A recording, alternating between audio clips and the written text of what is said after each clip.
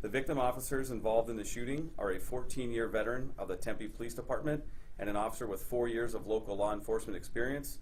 Both a sergeant and officer have been placed on administrative leave in accordance with Tempe Police policy. The female suspect has been identified as 33-year-old Christina Duranzo. On Sunday, October 16th, 2022, at approximately 10:30 p.m., Tempe police officers located a stolen Kia passenger vehicle in the area of Baseline Road and Beck Avenue. That vehicle had been reported stolen earlier that day out of the jurisdiction of the Phoenix Police Department. As the stolen vehicle turned into the parking lot of the apartment complex, officers initiated a vehicle stop, and the stolen Kia came to a stop in a parking spot on the east side of the complex. The driver exited the stolen vehicle and fled the scene on foot. He has not been located at this time. However, an investigative lead has been identified. As additional officers searched the apartment complex and surrounding area for the driver, officers continued to attempt to remove the passengers from the Kia. Christina was identified as the front seat passenger. Initially, Christina complied with the officer's commands and exited the vehicle, and then shortly after, re-entered the vehicle through the front passenger seat before climbing into the driver's seat. As Christina put the stolen Kia in reverse, an officer on scene discharged less lethal rounds into the front passenger side of the vehicle to attempt to de-escalate the situation. Christina accelerated in reverse, ramming into the police vehicle behind her. Officers ran from their positions to seek cover as Christina continued ramming into the police vehicles that were on scene. Additional, less lethal munitions were discharged, however, were unsuccessful in stopping Christina from her actions. As Christina struck the front of another police vehicle, one of the victim officers, who was near the struck police vehicle, feared for their immediate safety and the safety of the officers around, therefore discharged their firearm in the direction of the vehicle. Christina continued her erratic and unpredictable behavior of ramming into police vehicles on scene to evade apprehension. As she drove toward a police sergeant, the sergeant, fearing for their safety and the safety of the officers around, discharged their firearm in the direction of the vehicle. Christina continued in a southwest direction where she struck a vehicle belonging to someone in the community and a retaining wall. As officers approached the vehicle, she continued to attempt to reverse. However, the vehicle was stuck on the curbing. Officers provided commands for Christina to stop and exit the vehicle. However, she did not comply. Officers then used the patrol vehicle to prevent Christina from any further action using the stolen vehicle. They formed a team and were able to approach and remove Christina from the stolen Kia. At that time, officers moved her to a location behind the police vehicle and rendered first aid. She was transported to a local hospital where she was treated for multiple gunshot wounds. She still remains there, is in stable condition, and at this time expected to survive. The 49-year-old female victim in the stolen Kia complied with officers' commands and exited the vehicle. She was uninjured, cooperated with the investigation, and released on scene.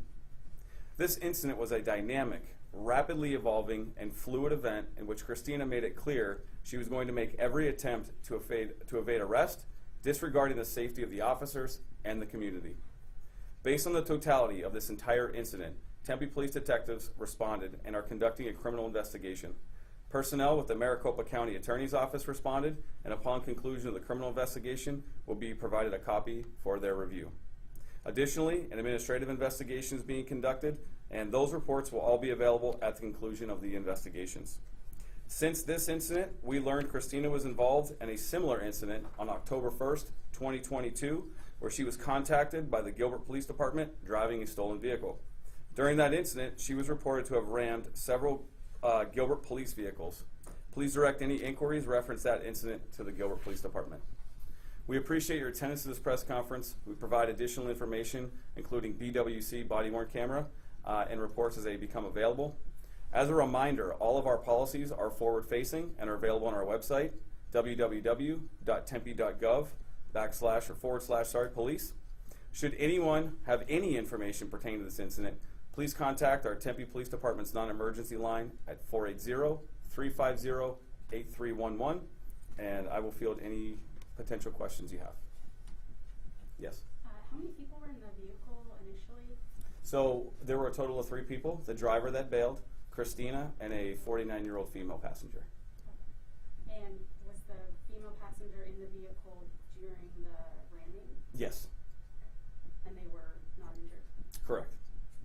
Did you know there was a third passenger in that vehicle at the time when firearms were discharged? Yes. Anything on the person that you're still looking for as far as what people should know? You know, that person, we have an investigative lead. At this point, we are actively trying to locate that person, so we don't have any updates about that at this time. Are they considered dangerous or? They were driving in a stolen vehicle, so obviously there's some information we'd like to gather from them and questions we'd like to ask them. So, you know, we don't necessarily say right now there's an active immediate threat to the public, but again, someone driving a stolen vehicle in this manner. Will Christina face any charges when she's released? Yes. Do you know what those are at this moment? Preliminarily, we're looking at possession of drugs, aggravated assault, multiple counts of aggravated assault using a deadly weapon, since she used a vehicle as a deadly weapon in this incident, endangerment, and there will be other charges as well. Do you know how the car was stolen? I don't. I just know it was stolen earlier that afternoon out of the Phoenix jurisdiction. Let's talk about how to stop someone in a vehicle like that. There are a lot of officers who lost their lives because of vehicle Sure. fatalities. So the training that we have is, you know, to do what's called a high-risk vehicle stop, where, you know, we can get the best vantage point to look inside the vehicle to identify potential weapons or occupants, and then call those occupants out to us as opposed to approaching a vehicle. As you see on vehicle stops, officers will walk up to the cars, try to initiate contact with the driver and identify them. When we have information that a vehicle's been used in a violent crime or a vehicle is stolen, we change our tactics to make it safe for not only us, but the occupants inside of the car as well. Yes. What were the non-lethal means that you used? They're like a non-lethal shotgun shell. Was the third person suspected of being involved in the initial stolen vehicle situation? That is actually under investigation at this time. Any other questions? Do we know how the three of them were related? That's something we're actually trying to tie together as well. Any other questions? Thank you so much for coming. We'll continue to provide updates online, and thank you.